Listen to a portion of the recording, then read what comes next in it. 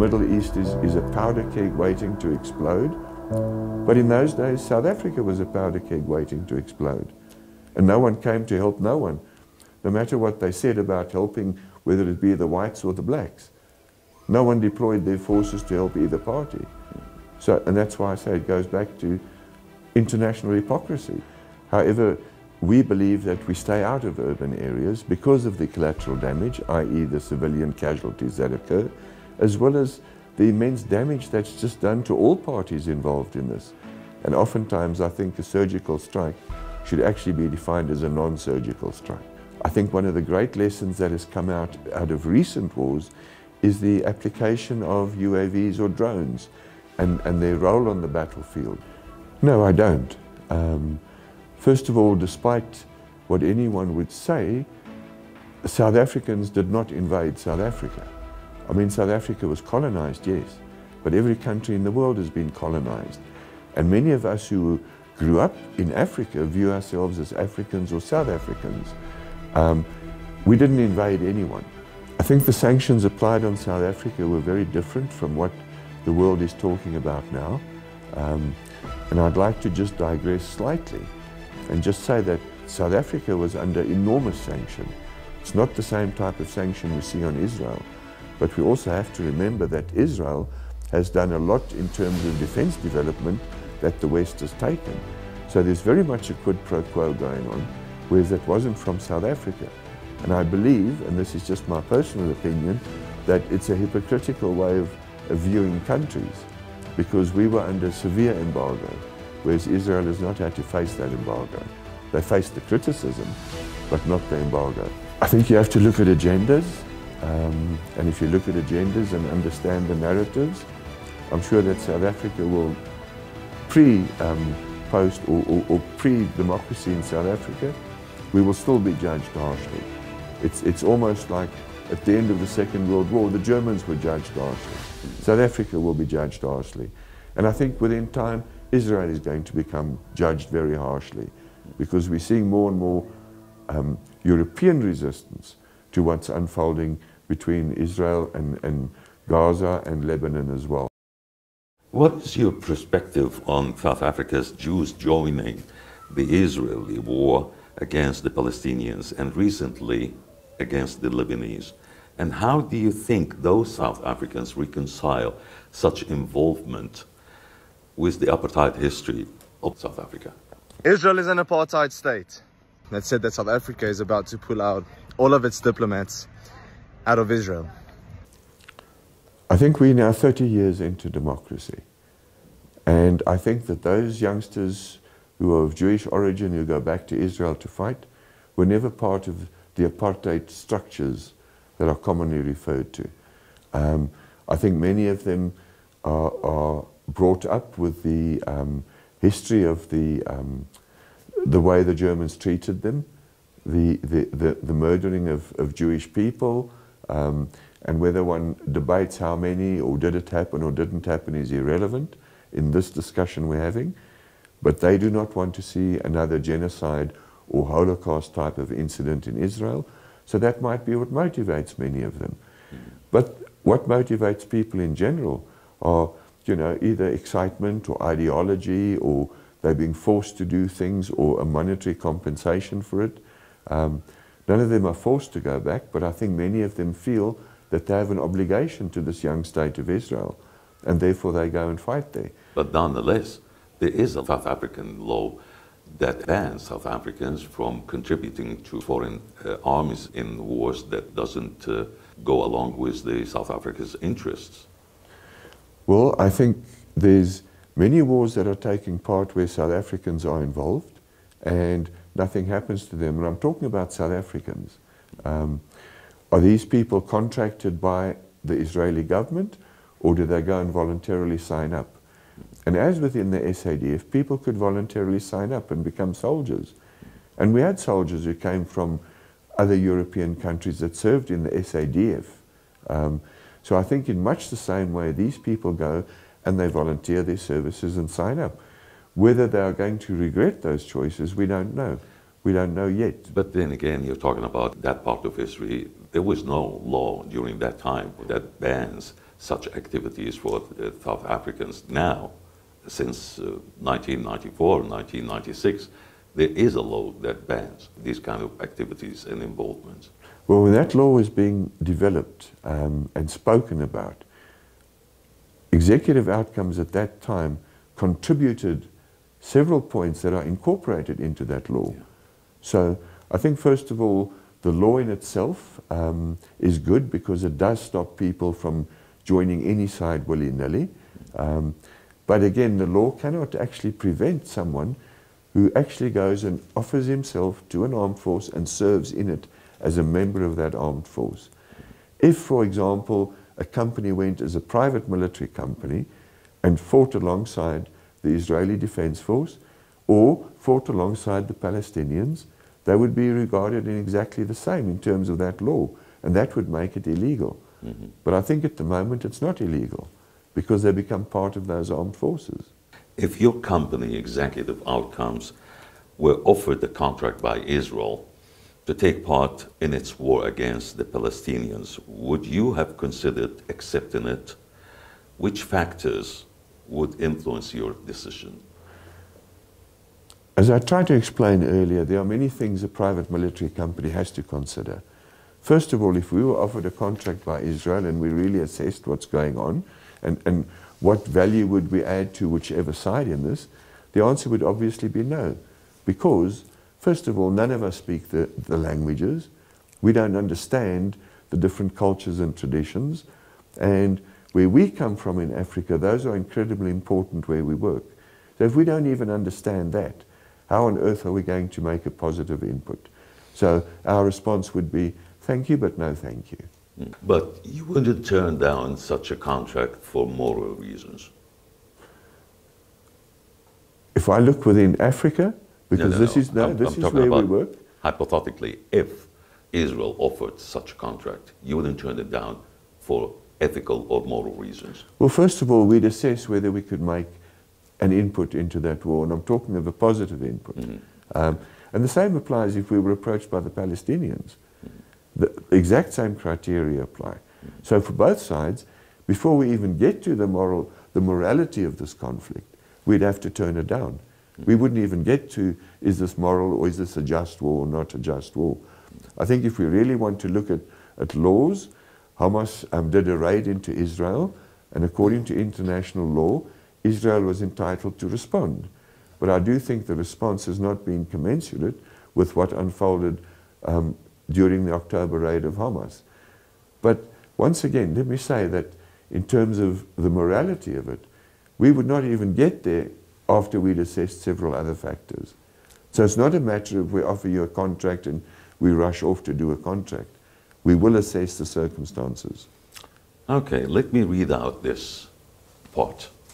In his speech on June 26, 1998, before the annual conference of the Chile Foundation in the UK, United Nations Secretary General Kofi Annan suggested using private security companies in United Nations operations to give the organization the agility that it seriously lacks. In this context, Annan used what he described as the successes that your company executive outcomes had achieved in bringing an end to some wars in Africa, using Sierra Leone and reinstating its elected president to his office.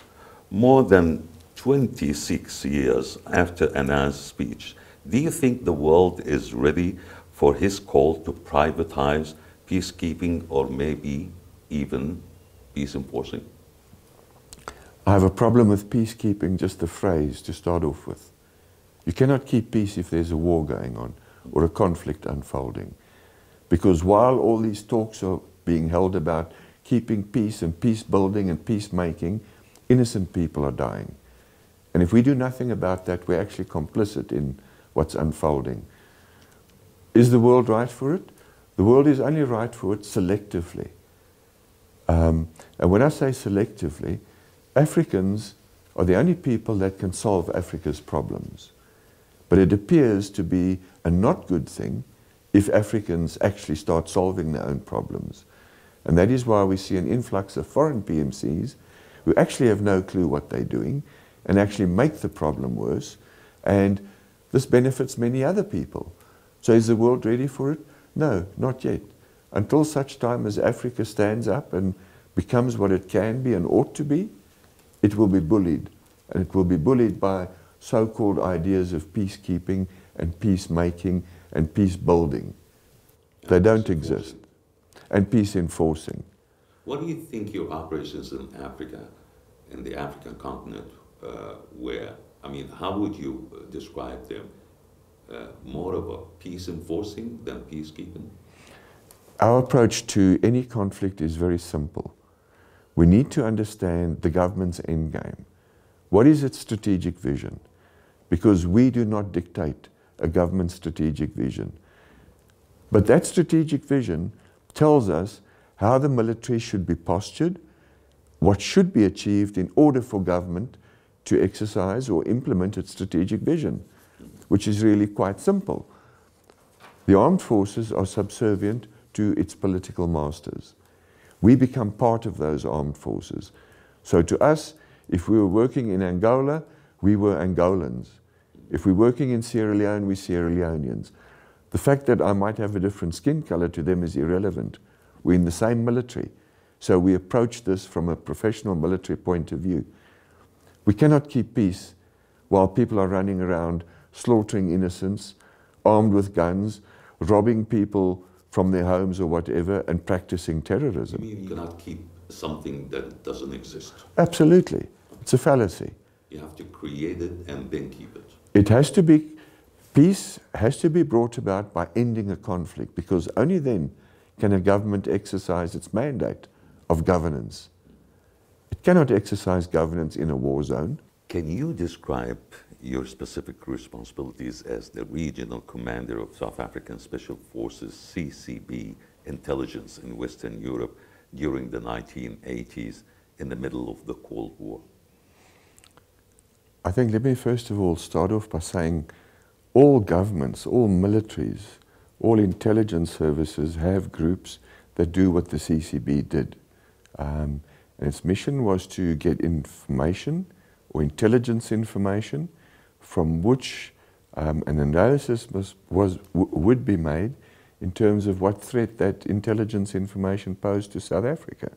So in many ways it was the intelligence gathering arm of the South African Special Forces. So these were your specific responsibilities at that time? Collect intelligence, assess information, disinformation operations launched against South Africa, as well as South African operations launched into Europe and the Middle East. Were you involved in covert activities, specifically monitoring anti-apartheid activities in Western Europe? And were there any moments during that time where you questioned the morality of those South Africans' operations? There was, and that was the final operation where I was tasked to get rid of someone, in other words, kill someone. And once we put the person under surveillance, a member of South Africa who'd gone out into exile, we decided that that person posed no threat to South Africa, and the order was countermanded by myself. I said that we would not conduct that mission. Okay. And it's on record that I said if the politicians want to get rid of this person, they must do it themselves. And then what happened? Called back to South Africa, and my career in the CCB ended. In the CCB, but not in the army? Well, it was the way in which the CCB was structured. We were no longer officially members of the South African Defence Force. Okay. So when that career ended, my career ended as a soldier. There was no way to fall back to the army again? No. So you chose not to execute the order, and you sacrificed your career? Well, I didn't know it would be sacrificing my career. I thought I was coming down to explain why I didn't carry out an order. And I was prepared to defend my decision. But then I was told that that was it. It was over. Did you happen to come across that person again that you were assigned to kill? No, but I heard of him. I heard of him, and not in a political sense. So no, I never met him. Never Is he saw him. still alive? Yes, he is. To the best of my knowledge, he is. How did your experience, both in the military and as a covert operative, shape both the strategies and the policies of your private military company executive outcomes? I think as a soldier, you don't question much. You are sent by your government to carry out military duties. Whether those duties are offensive or defensive is in many ways irrelevant. You volunteered to be in this military, and so therefore you follow the political orders given to it. But at a stage I started viewing the war through a different lens, and it was just my own assumptions that I made. And that led me to thinking that our most strategic asset we have on Africa is our people. And why are armies waging war against their own people? And of course, people have their own ideas and their beliefs and their ideologies. But as I said right in the beginning, we have more that unites us. We have more in common than what we have that actually disunites us. So that was the one side of it. The other side of it was that I thought from a military strategic point of view, we were maybe approaching things in a way that I felt could be done better. And I use that as the foundation for how we assist governments now. And that is that we always go back and have a look at a country's national strategy before we even start considering a campaign strategy or a military strategy or whatever strategy. And then ultimately, there's the old saying that strategy determines structure. In other words, your strategy will tell you what the force must look like. You don't take the force and then twist and bend and shape it into a strategy. So, and I think those things had a huge impact on me. But I must also confess that I had some very good mentors, although senior to myself, and some my peer groups who felt often the same way that I did. And we would discuss these issues. But then again, we were not the decision makers in terms of where we deploy. During your time in the CCB, did you conduct any intelligence operations in the Middle East? Yes, the Middle East was part of my area of operations, and there was a rumor that an arms cache was about to be moved out of Beirut into somewhere in Europe, and we wanted to verify its existence, and then using that intelligence information, try and trade it off with a European agency that would benefit us in a way. Which one in specific? I can't discuss that with you now. And what happened? Did you find the cache? We got to where it was, but it had been moved already. So we got to an empty building where What this year was. was it? This was, if I remember correctly, 1987, round about there, 87, 88. Was that during the last years of the civil war in Lebanon? That was the closing days of that war. There was still shooting going on, but there was the attempt to end the war in Lebanon. But all I do remember was that it must have been a beautiful city before it had been subjected to the ravages of war. It is. It is. Considering Israel's unique relationship with the apartheid regime in South Africa, what was the nature of the collaboration between Pretoria's intelligence and the Mossad? Did they scratch each other back? I'm sure there would be times when they would scratch each other's backs. Intelligence agencies do that, whereas people might publicly think we are enemies with a certain state. There's always a backdoor channel open to that state through the intelligence agencies. So intelligence information or even intelligence products could be shared. And it's no secret that even the large European intelligence agencies have backdoors into so-called East Bloc or the Eastern powers intelligence agencies, where they do hold talks and discussions. Exactly what that is would not be for people at my level at that stage to know, but those types of things would be done by the national intelligence people in other words, our state's security apparatus. Although from the army where I was, there were members who were sent to Israel for certain training programs, and those people being the Israelis came to South Africa for training programs. And that type of thing happens all the time. It wasn't unique. Although the relationship between Israel and South Africa, because of South Africa's position at that stage, was kept very confidential. You have written 4 books on conflicts in Africa. Why did you write these books? I think one of the problems I've had is that if we do not document history, it becomes lost. My company and I personally became the subject of a lot of disinformation aimed at stopping us helping African governments. One of the books tells that story. The others are really to try and educate people in Africa as to what's really happening on the continent, because they're not aware of it. And one of the books was how to actually fight and win a war or a conflict in Africa. So, you know, all these books are interrelated. They're all related to Africa. They're not intended to smear any other government. They just tell what is unfolding and what is happening. And I want people to actually, who live on this continent and who view themselves as Africans, they should know what's happening behind closed doors and elsewhere on the continent. Because if we don't, this continent will never be united.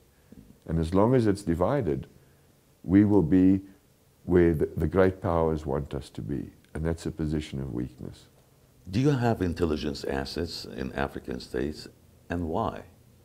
Yes, I do. I speak to many people in African states, and the reason I do it is to understand what's unfolding in that state. And many of these, for want of a better word, intelligence assets are government people, either in the political domain or in the military sphere of things, because I need to understand what is unfolding in Africa if we are to ever assist these people. And if I don't know what the threats and the risks and the challenges are, how on earth are we going to be able to advise them correctly? So yes, I talk to a lot of people. What do you think of African governments terminating the relationship with the West, primarily the US and France? Do you know of any other African governments planning to do the same? I think many governments in Africa have become disillusioned with foreign powers being in Africa, and I speak specifically of those powers that provide so-called military partnerships. Unfortunately, many of these partnerships are to train African armies badly, and I've expressed this many a time, because if that army is badly trained, the rebels fighting that army will find themselves in a stronger position, which then gives the great power the ability to say, we're coming back in to now help the government again. So I think many of our wars are actually perpetuated by this. And I think that African governments have come to realize that they are being, and on times, misadvised, misled, deceived as to what's really unfolding. And their decision to terminate those countries out of their sphere of influence are decisions that they've made. Are there others who are going to follow suit? Yes. There's already grumblings in certain quarters that we need to get rid of the West and look toward the East. My concern is that we shouldn't be looking toward either the East or the West. African governments should take responsibility for Africa. Because if they don't, we're going to stay weak. We should actually be a third superpower, but we're not. Why do you think Africa experienced so many conflicts, coups d'etats, and wars in the first place? And can they be ended? I think, first of all, if you go back to the Cold War era, where there was the Cold War was actually being fought very much so in Africa for either the East Bloc or the West Bloc, if we want to term them that. And the Middle East. And the Middle East, but we're talking of Africa now. Yes. So Africa became the area in which a lot of the Cold War actually took place. And that was to take control over governments and in doing so protect interests and expand influence, whether that be from the West or the East. And as you say, the same happened in the Middle East. But we then entered into an era where huge resource discoveries were made in Africa. And it's always interesting to note that when a new resource is discovered in Africa, a new conflict starts. Can they be ended? Yes, of course they can. But to do that, there needs to be political will, and governments need to take responsibility for the decisions they make and the consequences that follow. What kind of services have you provided to African governments? Starting at national strategy, we give input into the development of national strategy. Obviously military strategies, campaign strategies, developing doctrines for them. In other words, telling them how to do things, not what they must do, but how to do things, that's doctrine. And then training and mentoring them. And our approach is we will not train African soldiers and have someone send them off to war if we are not there with them. And the world complains about this. So you trained them and you fought with them? Yes, we will fight with them. What was the last major operation? I can't discuss the last one because that hasn't been made known yet. Okay. Well, Mr. Eeben Barlow, thank you very much for talking to Al Jazeera. Thank you very much, sir.